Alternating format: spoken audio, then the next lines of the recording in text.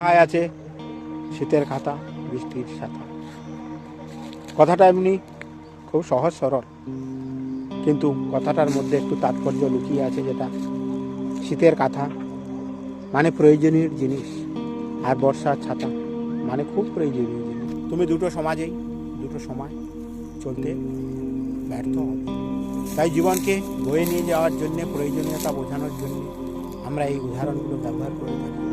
শীতের কাঁথা, বর্ষার ছাতা, তার গুরুত্ব, তার ঐতিহ্য। শীতের কাঁথা শীত ফুরিয়ে গেলে যেমন আমরা ছুঁড়ে ফেলি, বর্ষার ছাতা বৃষ্টি থেমে গেলেও আমরা তাকে ছুঁড়ে ফেলি, তার কোনো খবর রাখি না। তার প্রয়োজনীয়তা আমরা আর আমাদের মনের মধ্যে ধরে রাখি না। ঠিক আমাদের জীবনে,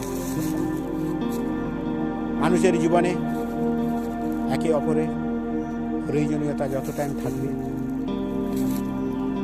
তার কাছ থেকে তুমি যত টাইম কিছু পাবে বা কিছু পাওয়ার তাগিদ থাকবে বা কিছু চাওয়ার তাগিদ থাকবে, তখন একে অপরের প্রয়োজনীয়তার মধ্য দিয়ে তাকে বারে বারে খুঁজে বের করবে, তার অস্তিত্ব বের করবে। কিন্তু যখনই আর নিজের তাগিদ বা প্রয়োজনের ঊর্ধ্বে উঠে গিয়ে স্বার্থপর দুনিয়াতে নিজের প্রতিষ্ঠিত করে ফেলবে, তার আর প্রয়োজন থাকবে না বা কারোর প্রয়োজন থাকবে না, তখন ঠিক বর্ষার ছাতার মতো তাকে ছুঁড়ে ফেলবে, শীতের কাঁথার মতো। তাই এই স্বার্থপর দুনিয়াতে মানুষের জন্য প্রয়োজন যত টাইম থাকে, যত টাইম তুমি কারোর কাছ থেকে চাওয়া পাওয়ার ভিত্তিতে প্রয়োজনীয়তায় জীবনে কিছু গ্রহণে বা কিছু পাওয়ার রাস্তা থাকবে বা আশা আকাঙ্ক্ষা থাকবে, ততটাই তুমি জীবনের প্রয়োজনীয়তাগুলি গ্রহণ করবে।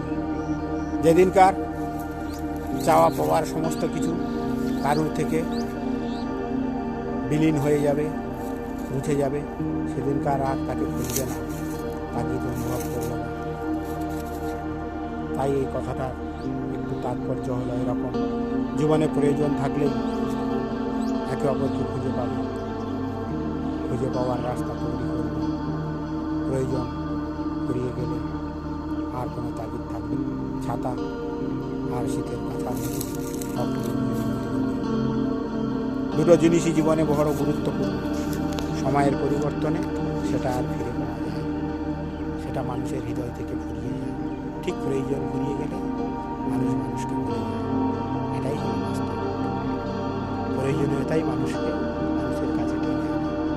প্রয়োজনীয় বিনা প্রয়োজনে, বিনা স্বার্থে কেউ কারোর কোনো খবর রাখে না।